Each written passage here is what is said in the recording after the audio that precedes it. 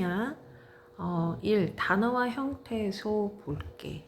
우리가 단어를 뭘 얘기를 하냐면 뜻을 가지고 있고요. 그리고 홀로 자립해서 쓸 수 있는 말이나 또는 자립할 수 있는 말에 붙어 쉽게 분리될 수 있는 말을 단어라고 하는 거야.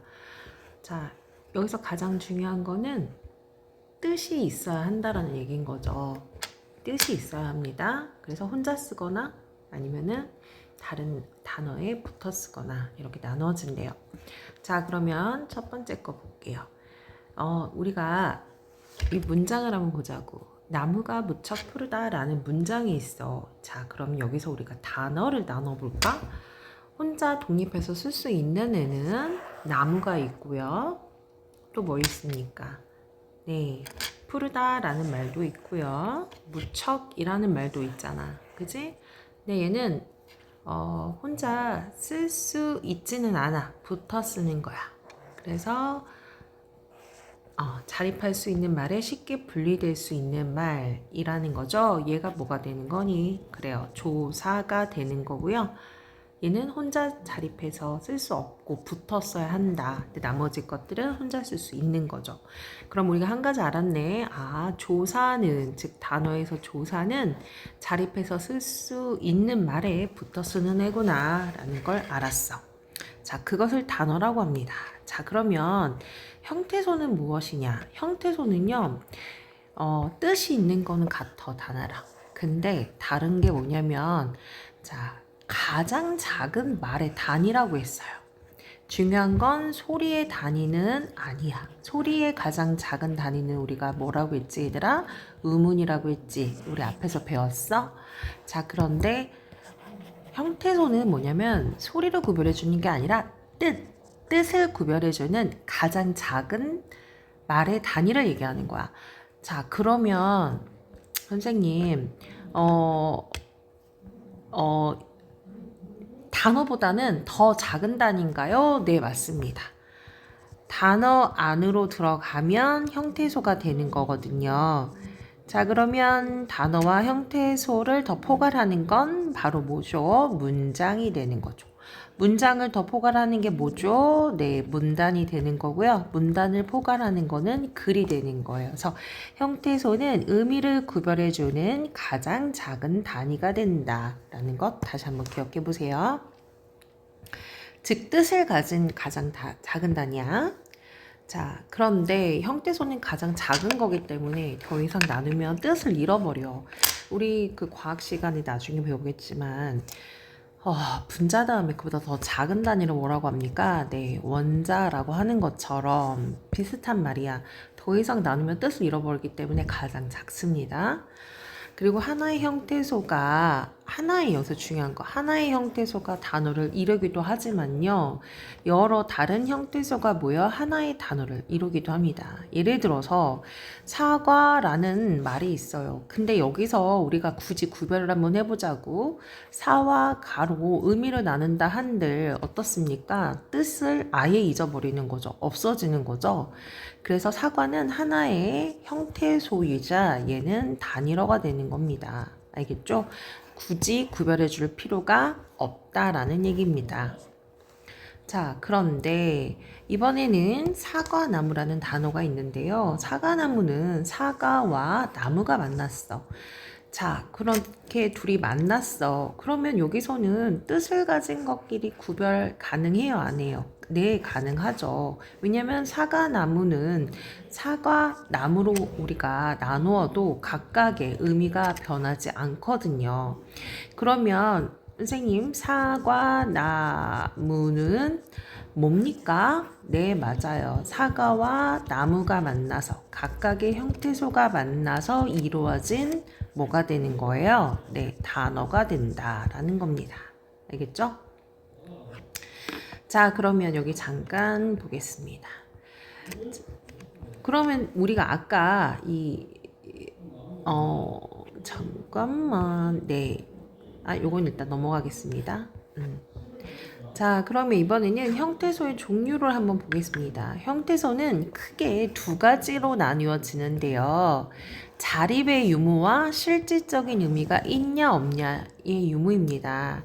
자, 자립은 완전히 혼자 독립해서 쓸 수 있는 거와 그 다음에 반드시 다른 말에 붙어 써야 되는 경우가 있고요.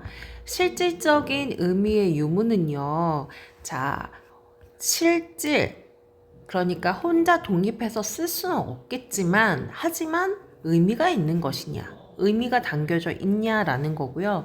형식은요 말 그대로 의미가 있지 않지만 그냥 문법적인 요소만 있는 것 이렇게 나눠집니다. 자 다시 형태소의 종류는 크게 몇 가지로 나눠진다? 네, 두 가지. 네, 무슨 유무에 따라 나눠진다? 자립의 유무에 따라 그 다음에 뭡니까? 실질적인 의미에 따라 나눠집니다. 자립 형태소는요. 자, 뭐가 있지요? 네, 독립이라고 하지 않겠어요. 자립 형태소가 있고요. 네, 의존 형태소가 있습니다. 그 다음에 실질적인 의미에 있는 거에 따른 것은 실질 형태소, 그리고 또 뭐가 있습니까? 형식 이렇게 나눠진다. 자, 다시 보겠습니다. 자립성은 혼자 쓸 수 있냐, 쓸 수 없냐 이렇게 나눠지고요. 자, 자립 형태소부터 볼게요. 자, 자립 형태소는 나무, 무척 이런 말처럼요. 뭐가 들어갈 수 있는 거죠? 명사, 대명사, 수사, 관형사, 부사, 감탄사 다 들어갈 수 있습니다. 의존 형태소는 홀로 쓸 수 없기 때문에 형태소랑 반드시 붙어서 써야 되는 거거든요. 그러면 보통 조사나 어미, 접사, 용언의 어간이 된다라는 얘기입니다. 예를 들어서 가나, 푸르, 다가 됩니다. 자, 그럼 실질적인 의미의 유무에 따라서는 어떻게 나눠지냐? 실질적인 의미가 있냐에 따라 나눠집니다. 그래서 나무, 무척, 푸르 이렇게 되고요. 형식적인 것은 문법적인 의미만 있는 거예요. 그러니까 조사, 어미, 접사 이런 의미가 된다. 가, 다 이렇게. 근데 얘들아 조금 약간 특이한 점이 있지 않았어요? 뭐가 좀 특이하게 느껴졌을까? 네, 맞아요. 이 푸르라는 단어 있잖아요. 이게 있잖아. 우리 푸르다 알죠? 뭐 하늘은 푸르다 할 때 이거를 형태소로 나눠진다면 푸르라는 말과 그 다음에 다로 만들어져요. 여기 앞에 이렇게 있는 거는요. 마이너스 플러스가 아니라요. 이 단어 뒤에 무언가 붙어서 만들어줄 수 있는 말이 있다. 여기 다는 역시 앞에 이렇게 마찬가지로. 그러면 푸르 같은 경우에는 혼자 완전히 독립해서 쓸 수는 없잖아. 아우 나는 무척 하늘이 무척 푸르 이렇게 쓸 수는 없잖아요. 반드시 뒤에 뭐가 붙어야 돼. 그렇기 때문에 얘는요. 자립성의 유무에 따라서는요. 의존이기도 한데요. 그런데 또 실질적인 의미가 있냐 없냐에 따라서는요. 얘는 뭐가 되냐? 실질 형태소가 된다라는 거예요. 왜 그런지 볼까요? 푸르는 독립해서 즉 자립해서 쓸 수는 없지만요. 여기에 우리가 붙을 수 있어. 어떻게요? 푸르다, 푸르니, 푸르고 그죠? 얼마든지 만들어낼 수 있거든요. 그렇기 때문에 여기는 의미가 존재하기 때문에 얘를 실질 형태소라고 얘기하는 겁니다. 알겠죠?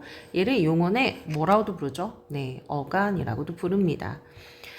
자, 그러면 다음 말을 가지고 우리가 일단은 분석을 한번 해보자 라고 했습니다. 분석을 잠깐 해볼게요. 이거를 선생님이 헷갈려 할 것 같으니까 먼저 지우겠습니다. 지우지 말고 그냥 바로 해볼까요? 동생이 나에게 사탕을 주었다 했습니다. 이게 단어로 구별을 하는 거예요. 단어로 구별하는 건 형태소보다는 조금 덜 구분이 되는 거죠. 의미가 있는 애들끼리. 그래서 동생이 나에게 사탕을 주었다 이렇게 나타낼 수 있죠. 자, 그럼 형태소로 구별을 해본다. 형태소는 크게 자립, 의존, 실질, 형태 이렇게 나타난다고 했었죠. 그러면 동생이라는 말은요. 어떻게 쓸 수 있죠? 네, 자립해서 쓸 수도 있고요. 실질적인 의미도 있습니다. 자, 그러면 이라는 말은 자, 무슨 형태소죠? 혼자 독립해서 쓸 수 없죠. 그래서 의존이 됩니다. 그리고 실질적인 의미가 있는 게 아니라 문법적인 요소만 있어요. 그래서 형식입니다. 조사는 확실히 실질이자 형식이자 의존이 되겠네요. 동생이 나에게, 나라는 건 본인을 지칭하는 거잖아요. 네, 자립해서 쓸 수 있고요. 실질적인 의미 있습니다. 자, 에게라는 말이 있어요. 얘는요, 자립해서 쓸 수 없고요. 의존해서 씁니다. 하지만요, 그쵸. 의존해서 쓰고요. 그리고 형식적인 요소입니다. 얘도 조사. 자, 사탕은 어떻죠, 얘들아? 네, 혼자 쓸 수 있고요. 의미도 있어요. 자, 그러면 이번에는 을입니다. 얘도 역시 의존해서 쓰고요. 형식적인 의미가 있습니다. 자, 그럼 여기를 좀 눈여겨보세요. 주었다라는 말이 있습니다. 자, 주었다라는 말은 이렇게 단어로는 이렇게 나타내지만요. 형태소로 분리를 하면요. 이렇게 됩니다. 요게 앞에 짝대기 붙는 건 얼마든지 앞이나 뒤에 붙어서 활용이 가능하다라는 의미라 우리가 그렇게 약속했다라고 했어요. 그러면 주었다에서는요. 여기서 이제 실질적인 의미가 있는 용언 부분이 있습니다. 어딜까요? 네, 맞아요. 여기입니다. 만약에 국어사전을 찾아보게 된다면요. 우리가 있잖아. 국어사전을 찾아보는 거야. 국어사전을 찾아보면은 이 주었다라는 말을 찾고 싶어. 그러면 주다라는 말 찾으면 나오거든요. 얘가 뭐가 되는 거니? 기본형이라고 불러요. 이해 갔습니까? 그러면 먹었다도 선생님 예를 들어 볼까요? 형태소로 구별을 한다면 이렇게 되겠죠? 이렇게 되겠죠? 근데 있잖아 얘를 국어사전에 찾아보면요 기본형이 먹다 하면 나오거든요. 그런데 여기서 국어사전에 찾든 문장으로 만들든 변하지 않는 부분이 존재하죠. 어디 부분입니까? 네 여기요. 요렇게 요게 이제 요런 부분들이 있어요. 그래서 여기도 마찬가지입니다. 주었다라는 말은 기본형이 주다고요. 여기는 충분히 활용이 가능한 말이죠. 얘들아. 그죠? 동사이자 용언이 되는 거예요. 그래서 이 부분은 변하지 않거든요. 그렇기 때문에 얘는요. 뭐라고 얘기를 하냐. 일단은 혼자 쓸 수는 없어. 주 이렇게 쓸 수는 없잖아요. 그렇기 때문에 자립성으로 생각을 해요. 자립성에 따라서는요. 얘는 자립 형태소는 아니야. 뭡니까? 네, 의존이야. 하지만 의미적인 문, 즉 실질적인 의미가 있냐 없냐로 따져본다면 얘는 뭐가 되는 거예요? 네, 실질이 된다라는 얘기입니다. 여러분 헷갈리면 안 돼요. 방금 했던 먹었다도 마찬가지죠. 여기도 나눠지게 된다면 다시 한번 보자. 다 한단 말이죠. 그럼 여기서 의미가 변하지 않는 건 여기 부분이야. 하지만 독립해서 쓸 수가 없어. 그래서 이건 다 의존이야. 하지만 실질적인 의미가 있죠. 그래서 실질 형태소가 된다라는 얘기입니다. 이해 갔습니까? 네. 자, 이렇게 실질 형태소가 되는 것입니다. 자, 그러면 여기서 뭐를 잠깐 보냐? 요거 한번 다시 한번 볼게요. 이 부분이 좀 너네들이 헷갈려하는 부분이기도 하죠. 뭐냐면은 여기 이 부분 있잖아 얘들아. 아까 선생님 방금 언급했던 부분 먹다. 우리가 국어사전에서 찾으면 먹다 여기 기본형으로 나오죠. 근데 여기는 변하지 않는 부분이 존재해요. 여기를 우리가 뭐라고 하냐면 넓은 의미에서 용언이라고 하고요. 용언 안에 들어올 수 있는 건 동작을 얘기하는 동사와 형용사, 상태를 나타내는 형용사 들어올 수 있는데요. 그 중에서도 변하지 않는 이 부분을 우리가 뭐라 그러냐면 어간이라고 하고 여기는 계속 변하게 되는 거예요. 그래서 어간인 부분은 자립해서 쓸 수 없기 때문에 의존이지만 의미는 존재하죠. 그래서 실질 형태소가 된다라는 얘기입니다. 이거 꼭 기억하시고요. 자, 오늘 우리가 배운 가장 기본적인 거 뭐죠? 생각해보자 머릿속으로. 네, 단어 배웠습니다. 단어는 뜻을 가지고 홀로 자립해서 쓸 수 있거나 아니면 자립하는 아이한테 붙어 쓰는 걸 우리가 단어라고 했어요. 이 단어에서 더 쪼개지는 걸 뭐라고 하죠, 얘들아? 그렇지, 형태소라고 해.